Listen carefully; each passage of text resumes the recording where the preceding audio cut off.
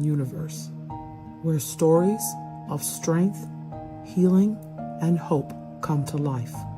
I'm your host, Davina Lyons, also known as Mama Lyons, and this space is dedicated to amplifying the voices of those who've turned pain into purpose. Each episode, we dive into real conversations about courage, self-discovery, and rising stronger than ever.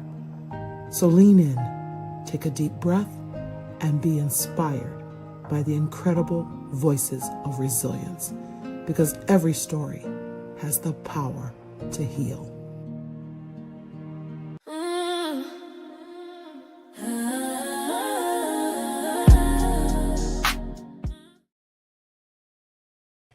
Welcome back to another powerful episode of Voices of Resilience.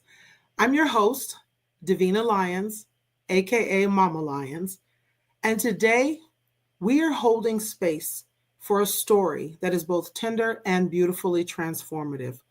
My guest, Nyla Wright, is a woman whose strength has been shaped through love, caregiving, heartbreak, and purpose. She is a devoted mother, a proud grandmother, and the compassionate founder of I For It Organizing, where she helps individuals, especially seniors, create peace, comfort, and clarity in their homes and lives. For 33 years, Nyla cared for her daughter, Sakysha, navigating disabilities, health challenges, and the kind of unconditional love that changes you from the inside out. That journey taught her resilience, patience, and a depth of compassion that now flows into everything she does. Today, she's here to share her story, how organizing became a healing tool, how purpose emerged from pain, and how her daughter's legacy continues to guide her work and her heart. This conversation is one of courage, reflection, and honor. So settle in, take a breath, and join me in welcoming a remarkable woman whose story will touch you deeply, Nyla Wright.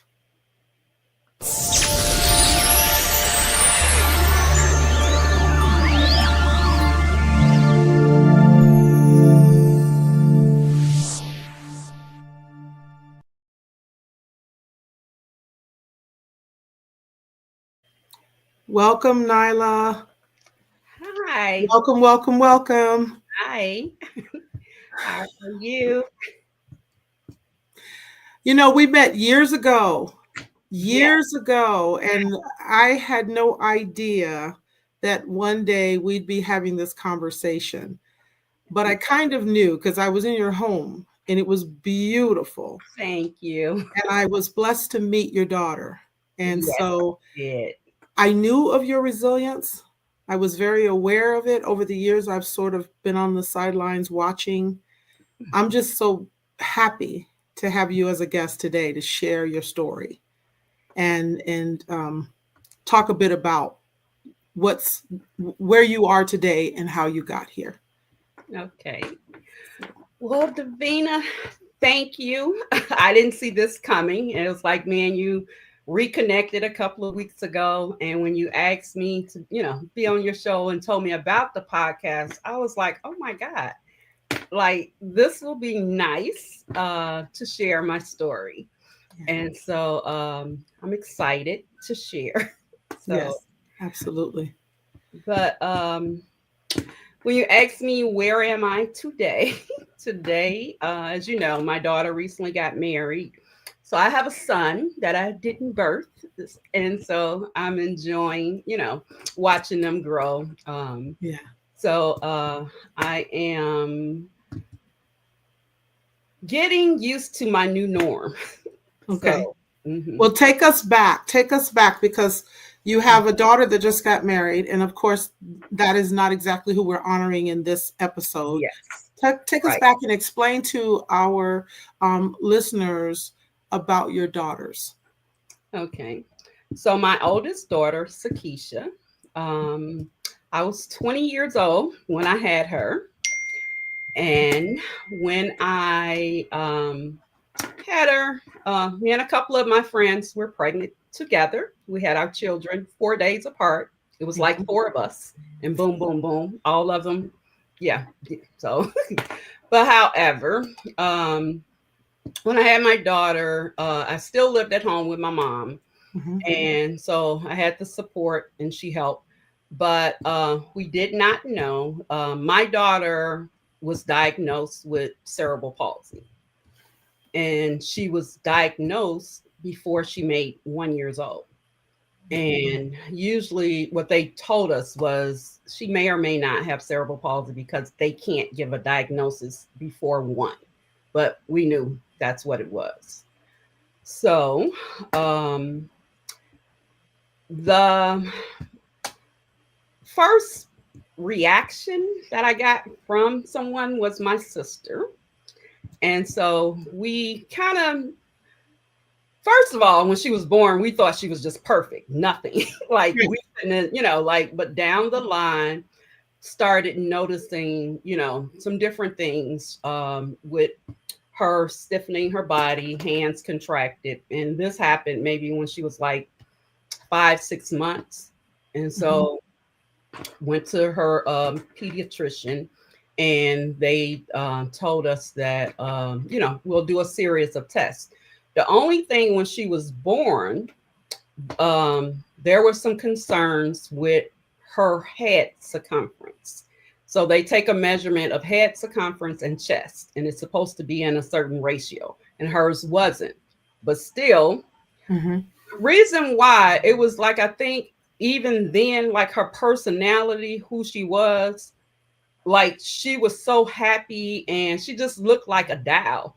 But her personality, like she was like listen, like when you talk to her, she was so engaged. And so they did have us go to a neurologist. Maybe she was probably 3 weeks. And when he saw her, he was like, "Oh my gosh, she's beautiful." And he was like, "Who sent you here?" And I told him, and he was like, "I don't think anything is going on. No tests were done or anything." But he was like, "She's so alert. She's so aware." And so he was like, "Wow." Like for her to be, and I want to, it had to be like 3 weeks. So later, when I started having the concerns, she got the testing done, got the diagnosis. My mom went with me, and I was fine until I got home. My sister called. My sister was like, um, what did they say? And I told her, and she broke down. And she was like, "No, no, I don't want her to be, disabled." I broke down. And my mom kind of looked, and she was like, "Whoa." She was like, "You can't be sad." And she was like, "She's too happy to be sad." And Mm-hmm. I think for me, it was that first reaction, like this is what people are going to, they're going to feel, sad that she's disabled. And like trying to explain to my mom, it was like, you know, like I'm going to be sad. Like this is something, that I would be sad about. But what she did tell me, she was like, "Look at how happy she is," Mm-hmm. because she doesn't have a clue, like something's wrong. Uh, Right. and so she was like, "Let's just always try to make this the best of what it is." Mm-hmm. And so that's what we did. But I went to my next appointment. She had some tests done, um, neurologist. Mm-hmm. I went to that appointment by myself, and um, they read the results and said that she had microcephalus. And that's where, Okay. her head was smaller when they took those measurements. So what she told me was, most kids with microcephalus are vegetables and wouldn't have any type of quality of life. That, I think hearing that was worse than, "Oh, she's diagnosed with cerebral palsy." So back then it was no cell phone. So I get on the payphone, call my mom, and I'm crying. And I'm like, this is what she's saying. And she was like, "You know what?" She was like, "Get out of there right now." She was like, She has learned from a book. She does not know her personally. She was like, she clearly is not a vegetable. And she was like, do you know what a vegetable is? And I'm like, yeah, someone who doesn't understand. She was like, when she hears your voice, she stops crying. She looks around for you. If your key, you're coming in with your keys. When I ask her, where's your mom? She's turned around. By now, she's like close to a year now. Okay. She's like, no, that's not a vegetable. So she was like, you know what? She said, from now on, I'm going to go to every appointment with you. And she did. But when I was pregnant, I was in college. And so I thought I was going to just take off the fall semester. But then with the diagnosis, I was supposed to go back in that January. So my mom was like, you know what? Go back and I'll take her to every appointment. And I'm like, no, I'm not going back to school. I don't want secondhand information about something I don't know anything about. I didn't know anyone. I was the first person in our family to have a child with a disability. I didn't even know what cerebral palsy was, let alone any other disability. Mm-hmm. So it's like, no, I have to go and learn how to take care of her myself. Um, Sometimes I think back, like, man, why I had that type of support. I wish I could have went to some appointments, but and finished college. But yeah, I mean, everything went the way it was supposed to go. Right. Hmm. Yeah. So as time went on, you start seeing her personality. She had a very strong personality. Yeah. Her no meant no. We used to laugh and say, like, does she even know she's disabled? Because she so we would laugh and say her chair must be a throne. She thinks she's a queen. And Yeah. because her personality, and she Yes. was also nonverbal. Right. And so a lot of people would say, like, well, she's nonverbal, how do you understand? She got her point across clearly, facial expressions, everything. She I don't know, she watched people intensely and Mm-hmm. felt whatever you felt. If you were sad, she'll come right over by you, rub on your arm. And some of my friends, like, if they came over, they were sad and they're like, what is she doing? I'm like, you're sad. And she knows the difference. Like, if pretty much a happy person, but when you come down here and you're feeling something, she's going to go over to you and try to console you. She had intuition as well. Yeah. Yes. She could feel people, Yes. probably empathic. Yeah. Yes.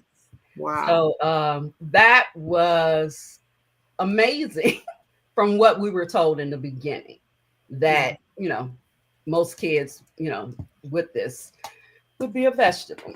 So But you were set on caregiving, and you spent 33 years doing so. What yeah. was that journey like for you? Woo-hoo. um Being young, in your head, you're like, oh, I got this, I could, whatever. um Later, I ended up having another child, had Aaliyah, which Sakysha was not happy about. Oh, um really? Oh, no, because they are 7 years apart. And so the school, everyone knew, I was expecting. And she used to use these pictures for communication on her tray of her wheelchair. mm-hmm. So one day, getting her off the bus, and I put her on the bus, get her off, or my mom or family would get her off or whatever. So they're like, they was like, you are expecting right now. I have a belly, but so imagine if I wasn't, because she Yeah. told them that I wasn't. Oh, And so they kept asking, and they were like, your mom's gonna have the baby. She's like, no. You're gonna be a big sister? No. no. And so when they're telling me this, and I'm looking at her, and she's looking at me like, mm-hmm. So now I know, like, oh my God, this is gonna be a problem. And so when Aaliyah was born, Aaliyah's dad brought Sakysha to the hospital. And I'm like, look at our baby. I was like, whose baby? She pointed to him, like it's his baby. Like, give this to this family. So I'm like, once we got home, oh my God. But it was amazing to see her be a big sister, because eventually it was like, okay, this baby is here to stay. But to be able to witness that, because I didn't think, at one point, I'm one and done, don't want any more kids. But then once Aaliyah came, and to see her be a big sister, she made sure Aaliyah knew she was the big sister, but she was very protective of her as well. Like Okay. cousins, if they were bothering Aaliyah, like she's gonna ride up on them, like, no, no. And so Right. to Right. see that, Yeah. I'm like, oh my God. So, like I say, it's like, you enjoy all that, and I'm young. And what I thought, like, we lived in Chicago, we Mm-hmm. moved out of Chicago. So she went to a school that was for children with disabilities. Mm-hmm. So then when we moved to a suburb of Chicago, she's an inclusion. So that's Mm. different for us. Right. She was the only kid in a wheelchair until she was in high school. And we Okay. went there when she started kindergarten. Mm-hmm. So, big adjustment. And so, when, like, thinking, and of course, now I have moved out, I'm living on my own. I only worked part time for a long time. I didn't work for 5 years due to all of the therapy, doctor's appointments. Sure. So then, it's like, okay, I can go back part time. So went back part time, the trying every day, taking care of now 2 kids, working part time, I adjusted. As time went on, and back then we didn't know what the name of it was, I was having anxiety. I ended up working full time in the school district, and I would sometimes get up in the mornings and I couldn't figure out what to do.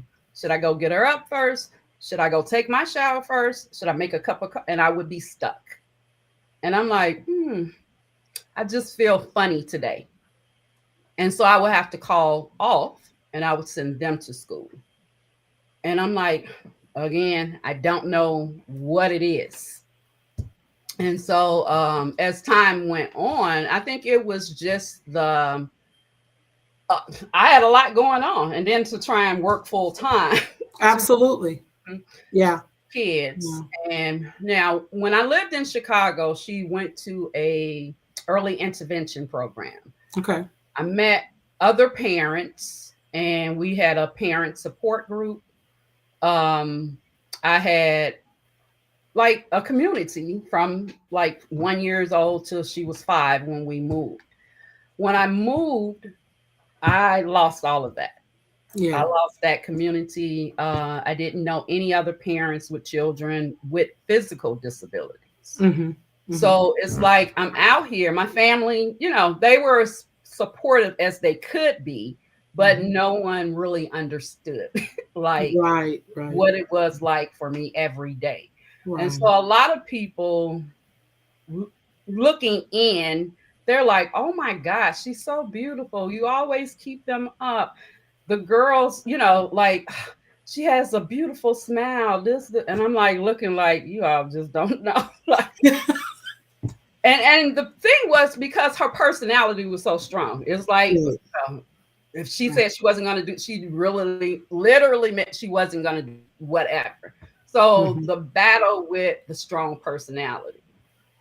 And Mm-hmm. so learning how, for me, you know, growing up with parents and elders that were like, Mm-hmm.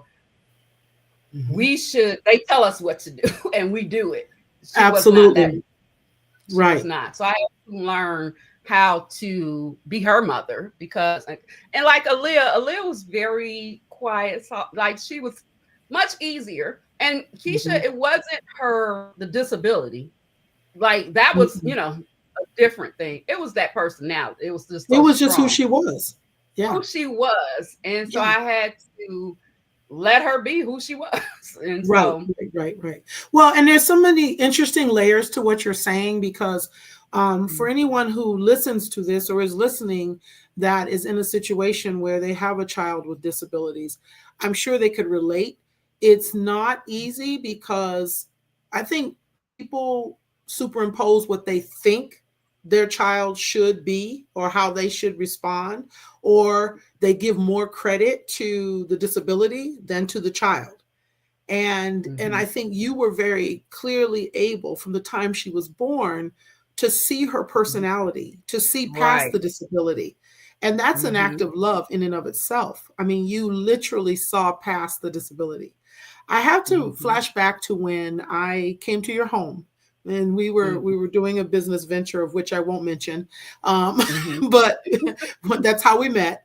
And Right. on one of these entrepreneurial ventures, and I had gone to the restroom and your daughter was in her room. Sakysha was in her room. The door was open and she was just sitting there. Like you said, she was listening to everything, but she didn't come out, but she was just in the Mhm, middle of the room in her chair listening. And I stopped and I spoke to her. And like you said, it was just a huge smile, like a mhm. huge, like a very welcoming, hey, how are Right. you? Mhm. And she was nonverbal, correct? Yes. Yeah, She was nonverbal, but nonverbal, but very cognitive. Like, mhm, and a lot of times when they tested, it was hard to test to know unless you like how we questioned, right. pose questions to her.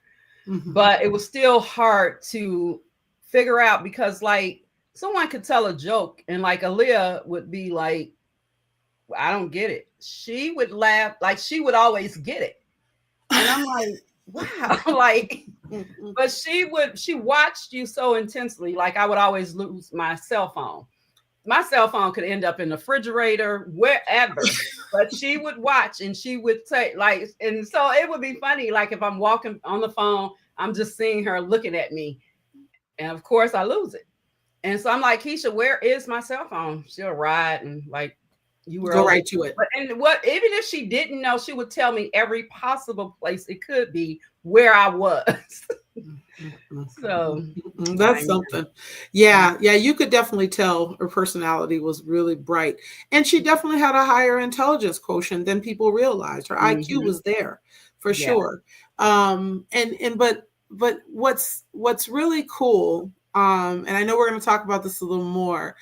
Uh, some people have, your home is your home, but I remember your home was remarkable.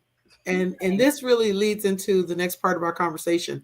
You have an eye for it in organizing, right? And so that's Yeah. your business. Mm-hmm. But there's I remember your daughter's bedroom was phenomenally beautiful. I mean, Thanks. just everything, the design, your whole home was beautiful. Thanks. And that's kind of a gift that Mhm. you have, I believe, to not only organize, but to decorate and to make everything look like outstanding, very appealing.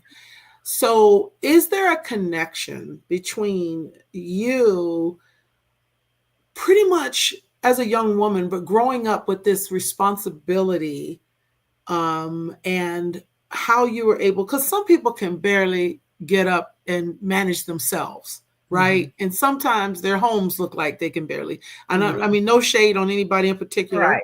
but that's just the reality. Not everybody can even organize their lives, Right. let alone their space, their environment. Mhm. Yet you created something so beautiful. You talk about your daughter, you thought she might have been on a throne. Well, she lived in a palace. She really did. Yeah, she would agree to that. Yes, yes, she was in a palace. So how how did you become this person, Nyla, that you were able to create such beauty amidst so much Mhm. So responsibility? it started with my own mother.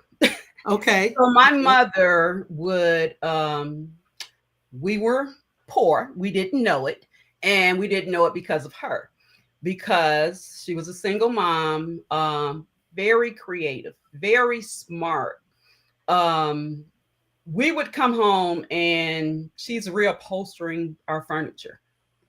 And I'm like, okay. She would not just move furniture around. It like she just did stuff to a whole nother level, like going to get mirrors cut out to a design how she wanted it to be. And when I would be like amazed, like, man. So she was like, you want to learn how to do this? Like, so I would do whatever, like help her out. So back to when I was saying the anxiety was happening Mhm. when I was working. I think, like I say, that's a gift from my mom. Okay. I love decorating. I realized what was happening. When I had anxiety, it was a long weekend, a busy week. So my Mhm. house was a mess. And so what it was the chaos in my house, Mm. along with Mhm. everything else that I had to do on a daily basis. Mhm. And so I started like ironing 3 weeks worth of clothes for myself and my two daughters. One week they would wear jogging suits. um, I started meal prepping. I started everything had to have a system in the house to Mm. make me not have that anxiety. And so that started helping calm it down some. Right. Mm-hmm. And Right. then I think it was an outlet as well to decorate, to start organizing, because it started making me realize like I'm creative. Like I like doing all this, but that was because a lot of times I couldn't work because if she got sick, she had a lot of surgeries. And so it's like, okay, I can't hold a full time job down with, she had a lot going on. So a lot of times I'm just home. And so I think I ended up making our home, our, it like peace in our home, Mhm. even Mhm. if it was like with colors. You would never see like in my house black, uh, Mm-mm. like, and so I Yeah. got to a point I started changing my living room, bathrooms, bedroom seasonally.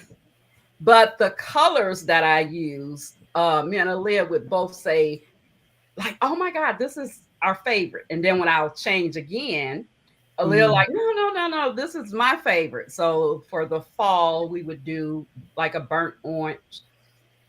Uh Winter, it would be gray and white, teal for the spring, mustard yellow. And it's like it put us in a different mood just from colors. Mm. And so I'm like, we were like, and I think this is the thing, like being home all the time. It's like I didn't have, whereas, a lot of people, oh, okay, I'm gonna go on a trip. I'm gonna go get a massage. I'm gonna go do other things because of being a caretaker. That was my priority. But Right. doing these things made me feel so much, like, man, I like doing this. I see. Mm-hmm. It became your self care. Your environment is very important to you, and Yes. it sounds like it wasn't just important to you, but it's also important to your daughters. Yes. Creating. Yeah, Mhm. that's good. And I think even like with Sakysha, she went to a day program. Um, they, and I was used to people always saying, "Oh my God, they're so beautiful. You keep her up so well." And I'm like, Yeah. okay, don't we all do that for our kids? No. But no, No. yeah, I know. So, I'm saying that as a teacher. I know that not all do. I'm just saying. right. That was important to me Right. because I knew people would stare at her. And I wanted to give them something to stare. Like no one would ever be like, man, her hair is always. But even for us, like if we're not feeling good, we've been sick, and we take a shower, we Mhm. put some makeup on. It's like, whew, Mhm. feeling better. So that's what happened with her. I could watch it. She used to hate getting her hair combed. But then as time went on, like I would come with the comb and all kind of stuff. She go the other way. I'm like, no, no, no, no. So I have to shut her chair off. And Ah, I'm like, you're sitting here getting your hair combed. And so after a while, I would see her go in her room and she's just looking in the mirror. And I'm like, you like your hair. And then she grew to like it. But I realized like she got so much stuff going on. And with people, you would think this day and age, a lot of people would be more acceptable to, seeing someone with a disability. Like we would be in a store and it would be a child and they're like staring and the mom is pulling them away and like, come on, don't stare. And I would have to stop. And I'm like, you know what? It's okay. She had cerebral palsy. Her name is Sakysha. She's this amount of years old. She was born like this, but she understands everything that you say what she likes to do. And so I found myself having to educate people. And a lot of parents, still were like, oh, like it was shameful that the kids were staring, but they're staring because she looks different she's than. different, right? Mhm. Right, and they may have questions. Yes. You know. And so what was funny was as Aaliyah started getting older, we moved into a new neighborhood and Aaliyah would like, I would say, come on, we all gonna take a nap. They get into bed with me. I take a nap, but that was just my security. I knew where they, they right here. So Aaliyah finally said, she was like, I think it's you that needs a nap because we never go to sleep. You're the only one that goes to sleep. She was like, can I just take my sister in my room and paint her nails? And, we play. And I'm like, okay. So then she wanted to take her outside with her. And I'm like, I don't know. So I let her take her outside. New kids don't know, her. So little kid, I'm in the screen door and I'm watching. And so he's like, why does your sister hold her hands like that? I'm ready to jump in. Aaliyah says, my sister was born like that. She has cerebral palsy. Her name is Sakysha, right? And blah, blah, blah, blah. And I'm like, whoa. I'm like, She got it. okay. Yeah. So she started, like Taking explaining, educating people. And I'm like, wow.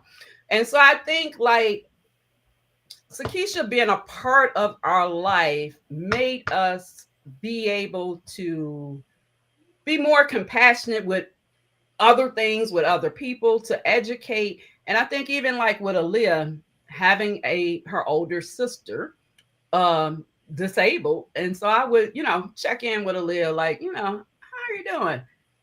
And she's like, I'm good. It was all she ever knew. So it was like, this is our life. Like, I love my sister. Like, I'm fine. You could tell. You could tell that she loved her. I mean, no Mhm. doubt about it. Very much so. They were Mhm. close. You could certainly see Yes. it. Mhm. Yeah. And Aaliyah is how old now? She is 29. Wow. And just got married. 20. Congratulations to her. Yes. Yeah, that's awesome. Yeah, that their relationship was pretty obvious.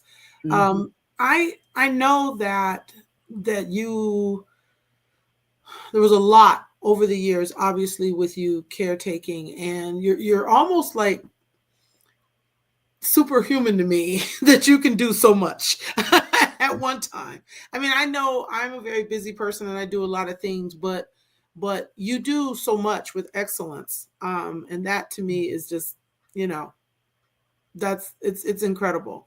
I think you were recently featured in the, what is it, the Voyager magazine? Phoenix Forager. Yeah. Yes. Yeah, Mhm. so I want people to go check that article out too. I I'll thought it put a was really link. good. I don't have I forgot to add We that. can share it later then. We can Okay. share the link to the notes, so that's not a problem. Okay. But yeah, for sure. Mhm. So kind of fast forward. Obviously, I know you lost Sakysha. When did she transition?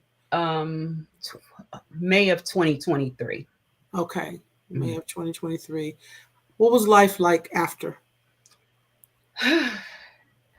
After it was hard, but Hmm. I will say this. from 2017 up until her passing, her health had started declining. Mm-hmm. And in 2022, she got diagnosed with something called gastroparesis, where she couldn't digest food. Oh, okay. Okay. So she lost a lot of weight. Okay. She her hair fell out. Mm-hmm. And I'm like, as I'm, like hearing for her, and I was like, oh my God. It started in 2022, like this took me out of my element. Like usually I could, something happened, we deal with it, I jump back in. And 2022 to watch all of this, and it took them 2 months to figure it out. But that was because when you advocate for someone that's nonverbal, a lot of times they think it's just you. Your And, voice, right? mhm. And so a lot of times, advocating for her, um, they didn't listen a lot. And I kept saying, I'm like, something's wrong with her stomach. And I'm like, because we would go to the hospital, she'll stay, they'll get food down, we'll come home, and we're back the next 2 days. And Because this she went couldn't on get for food. 2 months. And Mm-hmm. so I'm like, okay, I discharged her out the first hospital because I'm like, you are not listening. And a lot of other things went on at that hospital. So then I go to the next hospital. I'm like, okay, I get they have to do the same test over again. I get that. But when it came to doing the same tests 5, 6 times, Mm-hmm. my family was like, we're gonna fly you all back to Chicago. Like, and I'm like, she's too sick. We can't fly her. Like, Mm-hmm. so luckily a different GI doctor came on. Okay. And I asked, and because no one was listening to me, and I'm like, she's 30 years old. Mm-hmm. Um, well, she was 32. And so I'm Mm-hmm. like, I've cared for her all these years. This is something totally different. Mm-hmm. And so I'm like, check and see if she has cancer. Check and see if it's her gallbladder. Something is wrong with her stomach. And so Mm-hmm. finally, this doctor came in, but she did have a doctor that did not work at that hospital. But, Mm-hmm. and this was like after COVID. So, Mm-hmm. a lot of shortages. So she came over from another hospital. And what she told me, she said, because when she came in to tell me they were getting ready to do the same test for the fifth or sixth time, I'm just looking at her like, and she stopped. She said, what's on your mind? I say, even though I know how sick she is, I'm going to discharge her again. If I have to get on a plane with her, I will take her back to Chicago.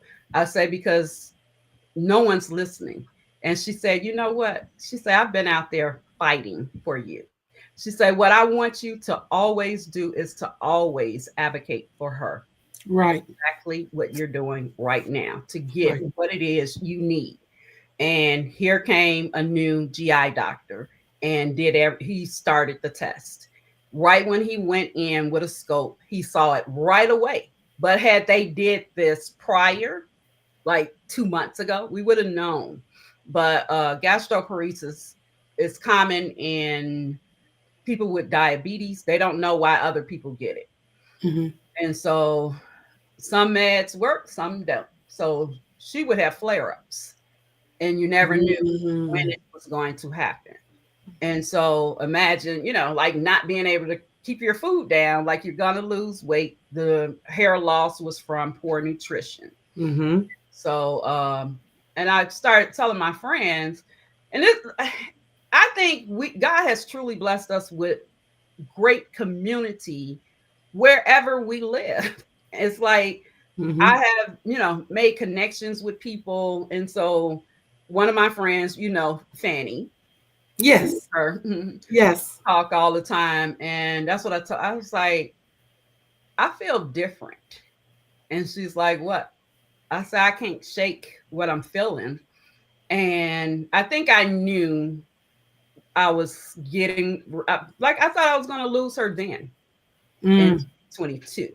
because everything that was happening Yeah. would have led to, her passing. Yeah. By the grace Yeah. of God, she held on. Mhm. Okay. And so that feeling never, like, it just didn't leave. And it's like Yeah. I was just like living in panic all the time because I didn't know, like, oh, are we gonna have to take her back to the hospital? The meds really wasn't working. We kind of figured out with feedings because she had to get a GJ tube that went directly, like, not to her stomach anymore. And so yeah, a whole situation. So So she was going through a lot a too.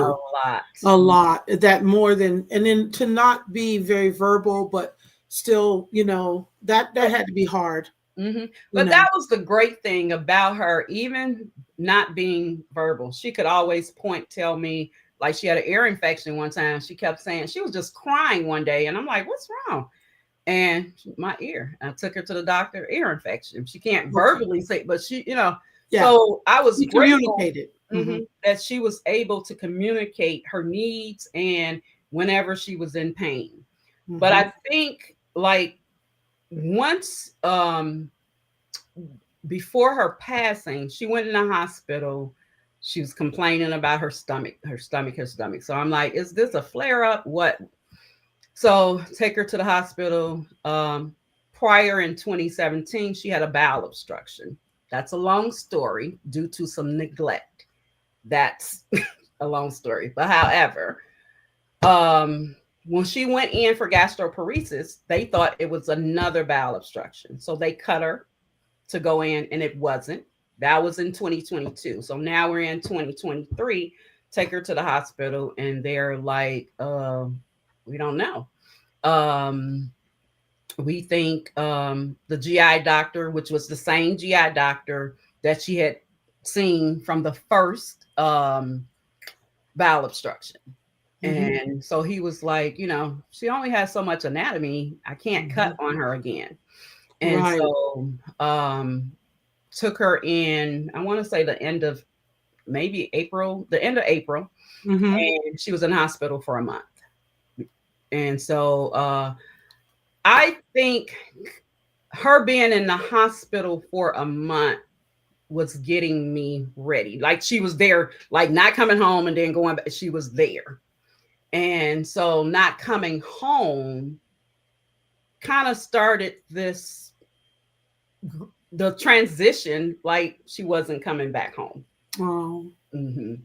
so And yeah. mm-hmm. Wow. I did not know because we had been out of touch. I didn't realize that you were going through all of that. And so then you obviously, after she transitioned, you were a grieving mom. Mm-hmm.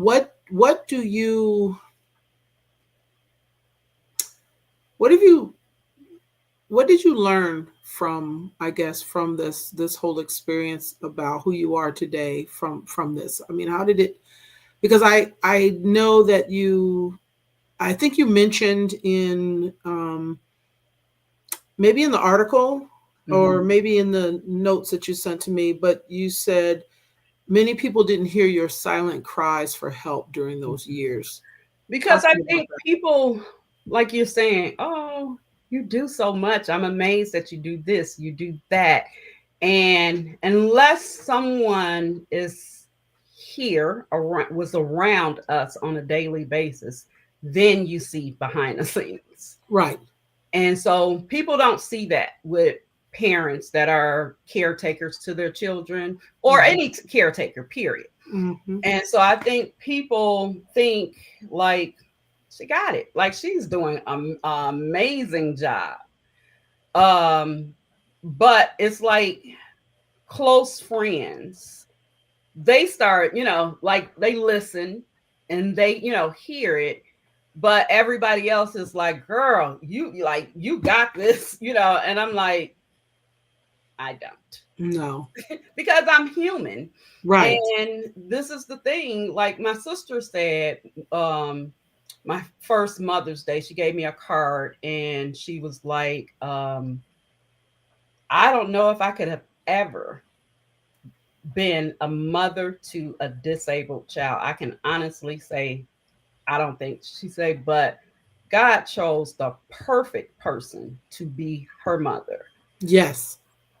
And, Yes. at first it was like, but everything like about this journey with her, it it helped me to I didn't, like my mom said, don't walk around being sad with her.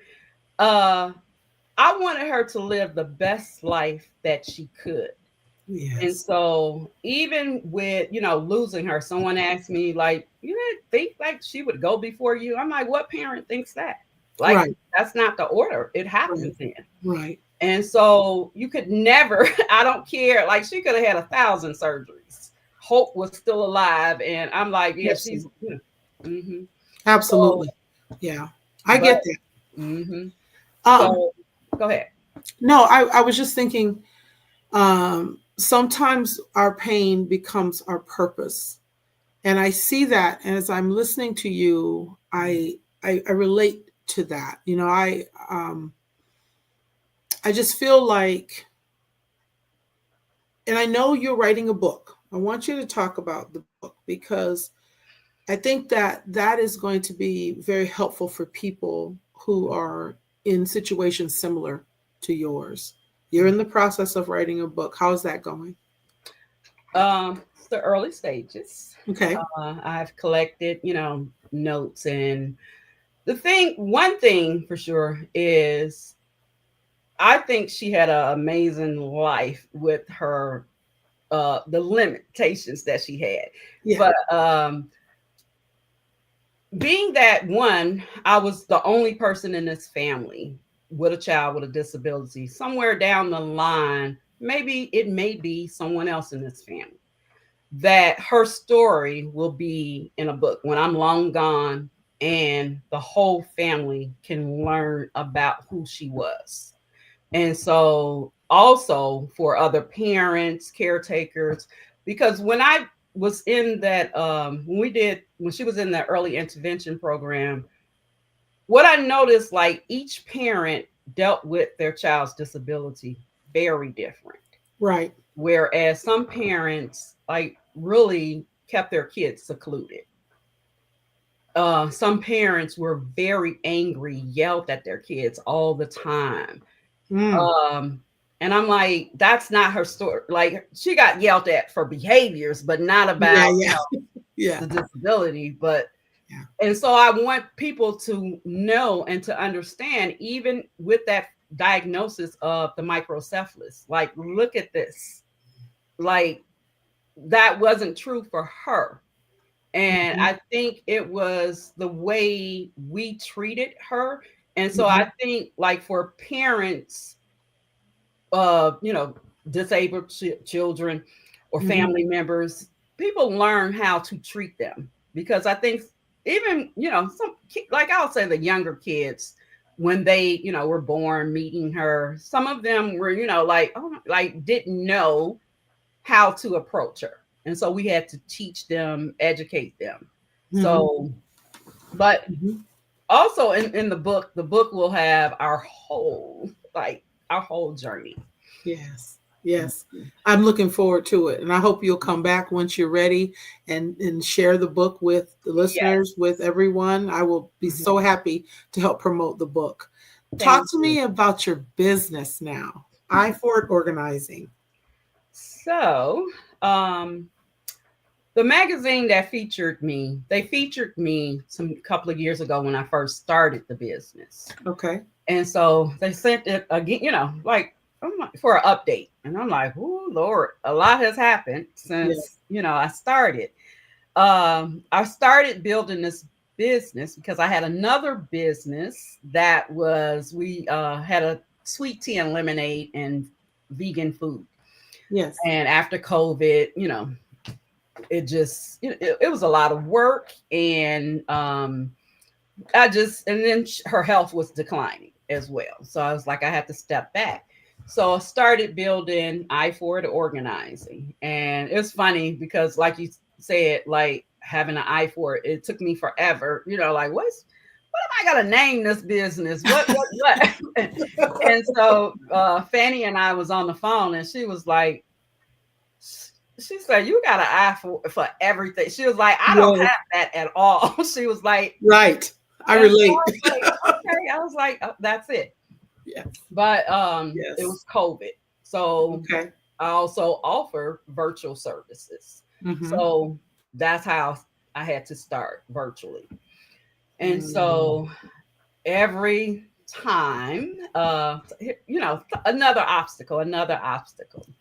And so I couldn't fully, grow the business. Mm-hmm. And so now I am working hard on the business, um, more focused on partnering with like assisted living places where people Mm-hmm. are having to downsize or cram Mm. a lot of stuff into they new Yes. living space. uh Helping parents with children with disabilities, because Mm-hmm. I didn't even know organizing was a thing. I knew I liked to decorate, but when I started seeing this, and I'm like, asked Aaliyah, I was like, do you think like I'm an organizer or a decorator? She was like, look at our house. She was like, you organize everything. Yeah. I'm like, oh, okay. Yeah. So, okay, Yeah. I'm going to do this.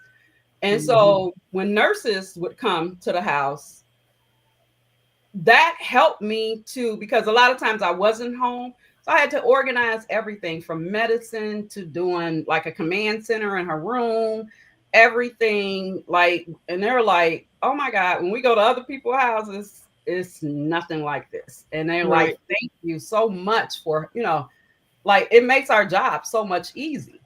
Right. And so now it's like I have the time. Well, I can't say I have the time. It's like I fit everything in because I work full time. I work in a school again. And Yay. so Mm-hmm.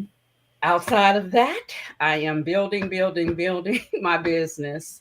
Yes. And I don't know. It's like now I'm going on more consultations. And it's funny, Right. like going into people's homes and before they even say it. Because I also did get a chance to go back to school for I got a associates in behavior health. I wanted to Nice. continue and go for counseling, but Yes. unfortunately wasn't able to. So that degree and that study helped me study behaviors. And I think that was another part of me as well.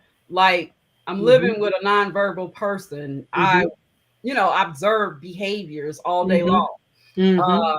So even going into these consultations, looking at people before they even say like, "Oh, I got ADHD," I already could like walk around and I see it. Talking to people, oh, my mom was a hoarder. Oh, okay, Mm-hmm. and go to the Mm-hmm. house and was like, "Are you also like?" Yeah. Right. Right.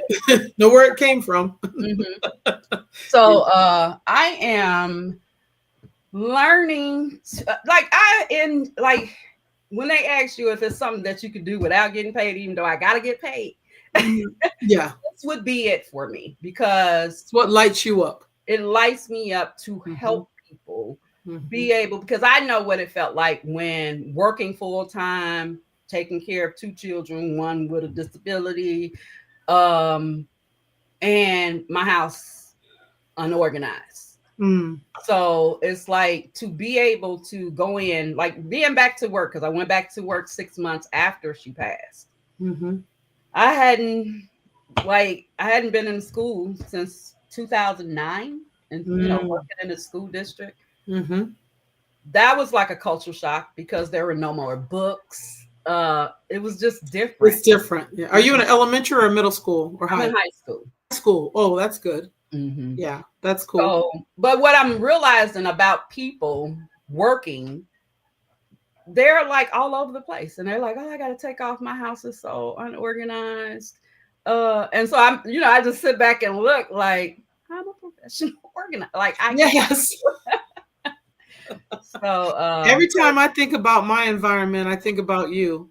One day, I am going to, we'll get it. Yeah, yes, we'll get it we'll together. get it together Mhm. because it is difficult. And I know that I'm one of those people that will pile books up and pile papers up and Mhm. pile up. And you mentioned something earlier that I know to be true is that having systems is so important. And Mhm. that is where because I understand that from a career perspective. Right. I understand that as a teacher how important systems are, Mhm. and having being proactive about how you handle things as opposed to having to react to everything. So I get it. But when it's your calling, it's your thing, it's a thing that lights you up, you can do it so much faster. You But can come what's in. funny, Davina, about it, because we've been down some journeys of our Yes. entrepreneurship, and Yes, we have. but I think what I really like now today to look at us, all of us that hung out and started Yes, this journey, to see where all of us seem to be living our purpose today. I agree. And when I met with one of our friends, and she was like, "What is it that you want?" I'm like, "I'm not gonna rush into this." I was like, I have to figure out me first. And Hmm. what is my drive? What is my purpose? Because I don't want to just have a business just to make money. I want to be passionate about it. Right. And there it what like it's like here every day, like every day I'm living this. And Yes. so I'm like, and it's funny because like you say, when you came to the house, it like my family came to the house when Keisha passed, and some family hadn't been out here, and they're like, oh my God, like I'm Yeah. copying this. I'm doing, I'm like, this is what I do. Like, that's fine. They're like, man, like people are kind of surprised by, Yeah. but I'm like, it is who God made me to be. Yeah, like I know we talk about it and people can't really see. I mean, they see a Mhm. room that you're sitting in, and even I can tell it's organized. Mhm. But it's not just a beautiful, clean home. You see the artistry and how you decorate. You see, Mhm. the colors, everything, like you said, comes alive, and Right. then your ideas and the things that you create are that complement your home. All of that is just so beautiful, Mhm. and it says a lot. And again, you're right, people, it doesn't line up because Mhm. how could you have gone through all that you have all these years, the caretaking and everything you did for your daughter out of love, and at the same time be able to maintain so much.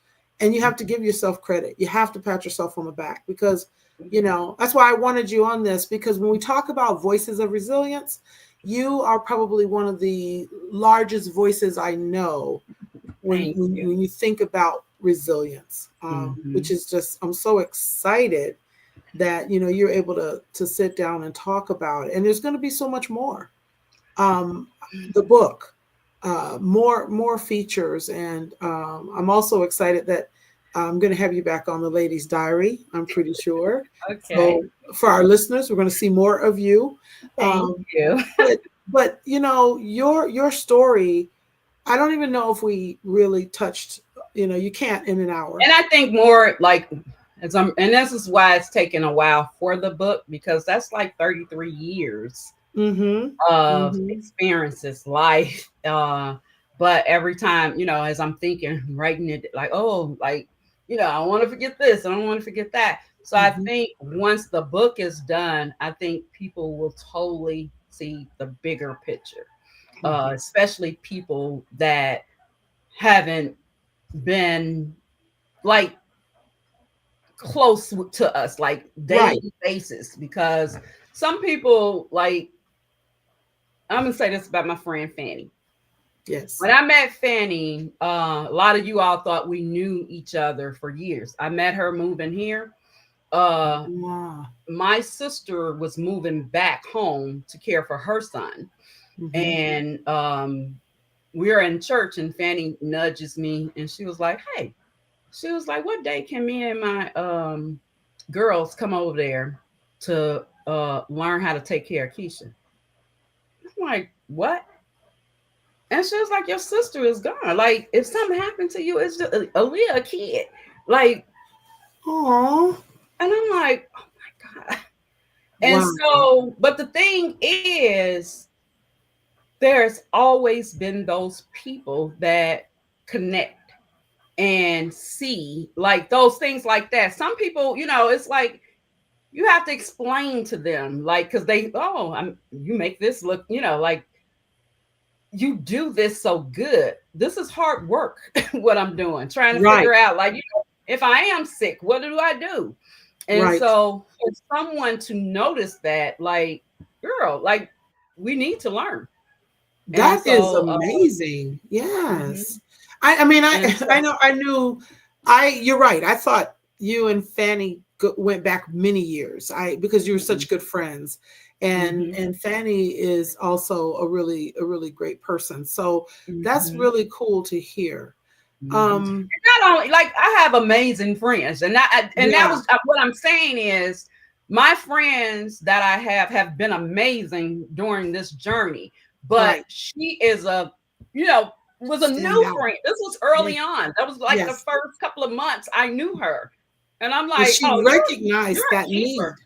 Yeah, yeah, no, yeah, definitely a keeper. Hmm. I often thought about as a mom too, if something were to happen to me, no one understood my son like me. That, of course, is the way I thought when he was Right. growing up. That's a layer of anxiety I think that parents have in Hmm. general. That if something happens to me, my kids are not going to be loved and treated the way that I would.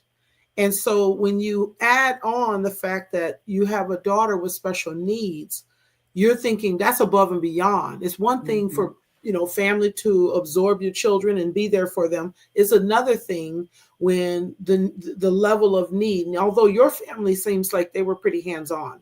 Your sister was They helping, were, but they're in and so Chicago. I think, like, my mom was Hmm. my biggest support.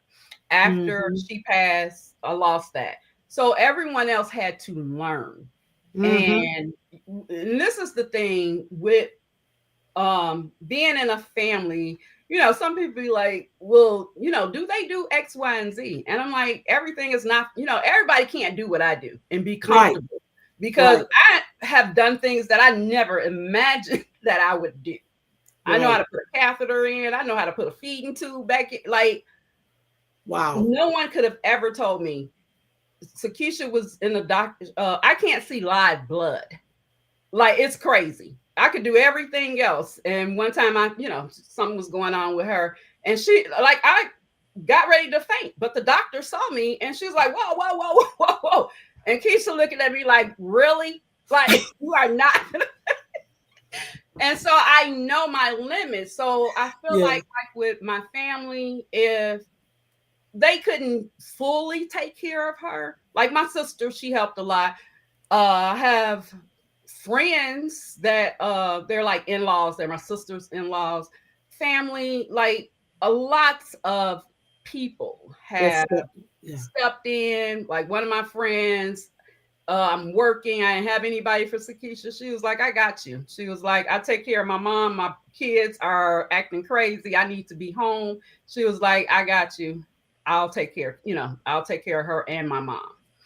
And so it's That's like beautiful. that community, but it's Yeah. like, when I moved, everybody was like, you're not going to have that support. And I was like, it has always, it's happened. I meet people, and it's like the connection, like, there are great people everywhere. Well, So, Nyla, I think, but also I have to give you some credit in that you mm, are that person that draws people. You are a positive thank you. force. You have a wonderful presence about you. And so I think people were more than willing to step up and be there for you. I know from the day I met you, I always felt positivity. So I Thank definitely believe that that had a lot to do with it as well. Because, like you said, there are a lot of parents that are in the same situation that were maybe yelling at kids, frustrated, angry. No shade on those people, but those people had to figure out how to work it out. you. And Right. I believe you had a handle on it from a young woman. Because when I think about how you said, well, You could have gone back to college, but you decided to step up 100% and be there for your daughter. So for you, it was all, she was the priority, and your kids became your priority. You lived your life. What I like is beautiful now is that you are still able, your kids are grown, or your daughter's grown, and now that you don't have the day-to-day with Sakysha, you have still made it a priority to help people by helping people organize and fix their lives. Right. And your environment is a huge part of our lives. And I don't know that people realize that change your environment sometimes can change your life, right? So Yeah. you know how to serve and show up in that way. Um, your story is filled with so much, but I just want to know, what message would you like to leave with anyone listening who's walking through grief, caregiving, or any overwhelming life changes? Mhm. What's your parting words of advice to those people? I think it's a process day by day. It is not well, I've grieved. Uh it's a journey.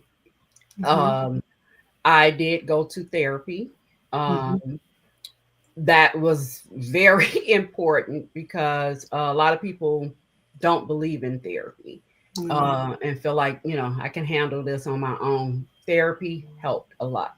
And I am still, I'm I don't have therapy anymore, but I just have not had the time to get into a support group Mm-hmm. Mm-hmm. because of, like I explained to my sister when she lost her son, I'm like, no, well, when I lost Keisha, I was like, no disregard to anyone who has lost their child. Some people lose their kids like 30s, 40s, whatever. My whole life was my child. Mm-hmm. And so the hands on every day, it's like I have to create a new life. All of my adulthood has been this. And Yes. so it's important for me to stay in get into a support group with Absolutely. therapy, um, building community, for, like, I mean, do I still have my days? Of course. Mm-hmm. And just recently, past some, I lost my sister, my only sister.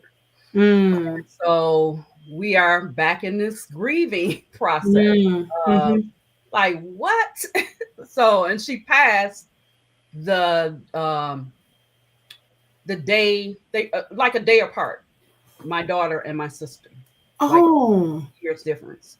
wow. So I'm like, oh my God. So it's like, I'm thinking, okay, here pushing through.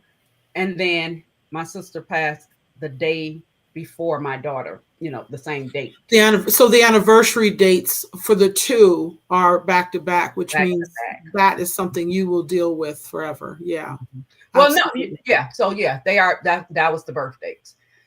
I mean, the death dates. So I'm Right. like, so that's why I'm saying I feel like, making sure Yeah. people understand it. It's not something to try and figure out on your own, because I did Mm-hmm. for years, figured this life out. I didn't do therapy during caring for her. Uh, I did a lot of listening to motivational things, Mm-hmm. Mm-hmm. changing things in my life that, helped me push through a day, but it wasn't therapy. And I knew for sure that was the best thing that I could have did for myself, is to get some therapy, to learn Yes. my new, Yes. like, what do I do now? Like, Mm-hmm. Mm-hmm. mhm, That's wonderful advice. I have this has. I feel like we could talk for so much longer. We've gone over an hour. mhm, I want to thank all of the people who sat through and listened, mhm. and those who will replay in the future. And this will be out there for a long time, forever and ever, Nyla. I Um, appreciate it so much, Davina, you yeah. asking me to speak. I was kind of nervous, but like I say, if I can go on and on for hours, especially talking about, I did this 33 years. I could, write a book. Well, right. And this is why I love this. This is what lights me up, is giving people an opportunity to share their voice and to express how they were resilient, because I'm always hoping that there are Mhm. people listening Right. who need what you have to say. And each guest that I have on, I also do the coach's corner, which is more instructional, more, Mhm. giving tips and things like that, and people sharing expertise. But voices of resilience is important to me, because I know that there's always people looking for hope. There's always people Right. looking for someone to say the right thing that can give them a tip of how to move on the continuum of life. And I'm Right. one of those people. I'm searching all the time for good stuff. I also Mhm. am a motivational junkie. I love all that. And like you said, we've been grinding for years. I know we have. We've Yes. because I think we were on our path. We just kept stopping off at different junctions trying to Right. figure out, Right. is this the right thing? Is this the right? No, Right. no, that wasn't. Okay, keep going. The important thing is, and I implore people, stay on the path. Keep Yes. moving. Don't give up, because you will get where you need to be. And so it's been wonderful having you. Thank As I you. say, hang on. I want to talk to you backstage. But Okay. anything else you want to say to our listeners? This, No, we have some links. You guys yes, can follow me. yes, yes. Look at the video. I don't know if we talked about that. I have some digital planners I listed up there Oh, as okay. well. Um, Great, but great. follow and I don't know. I just thank you So you so don't have a YouTube right now, but you probably will have a I YouTube. would love to one day, but it's like I feel like I got so many irons on I the know, I pot. know. So I'm like I would love to have a YouTube channel, and especially to for parents and caretakers. Yes, Mhm. yes, yes. Well, that's something we probably can help you with here at I'm sure. Iron Sharpening Iron Universe, because we like to sharpen iron as iron. Anyway, you get it. Yes. Okay. Well, I want to say to all of our listeners again, thank you so much. Next week, it will be the Coach's Corner, and I'm excited for that guest. But you'll see it. Just stay tuned. I'm always making sure that I put out there who's going to be up next. But you have not seen the last of Nyla Wright. By the way, I'm not sure if we're kin, Nyla, because my maiden name is Wright also. Look, I know. And whenever I meet another right, that's what they say. I'm like, who knows? My dad was adopted. So I You never don't know. know. You never know. Right. Uh-huh. It's okay. All right. All Well, right. again, thanks everyone. I'll see you in a moment, Nyla. All right. And until the next episode.